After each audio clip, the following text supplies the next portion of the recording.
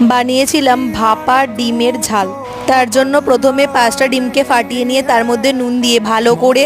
মিশিয়ে নিয়ে একটা কড়াইয়ের মধ্যে জল দিয়ে জলটা যখন ফুটে স্টিম বেরোবে তখন তার মধ্যে এরপর ডিমের মিশ্রণটাকে ঢেলে দিয়ে চাপা দিয়ে 5 থেকে 10 মিনিট মতো ভাপিয়ে নিয়ে ডিমটা যখন ভাপানো হয়ে যাবে তখন জল থেকে ডিমটাকে ছেঁকে নিয়ে কড়াইয়ের মধ্যে সাদা তেল দিয়ে এই ভাপানো ডিমটাকে ভেজে নিতে হবে। তারপর ডিমটাকে তুলে রেখে কড়াইয়ের মধ্যে তেল দিয়ে পেঁয়াজ কুচি, আলু কুচি, টমেটো কুচি, আদা রসুন কাঁচা লঙ্কা বাটা, পরিমাণ মতো নুন, হলুদ গুঁড়ো, জিরে গুঁড়ো, ধনে গুঁড়ো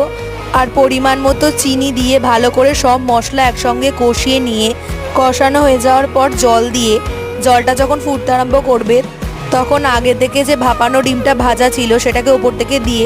ভালো করে সব কিছু একসঙ্গে মিক্স করে ওপর থেকে ধনেপাতা কুচি আর গরম মশলা গুঁড়ো দিলেই তৈরি হয়ে যাবে এই ভাপা ডিমের ঝাল, যেটা খেতে খুব ভালো হয়েছিল। তোমরা বাড়িতে অবশ্যই ট্রাই করতে পারো।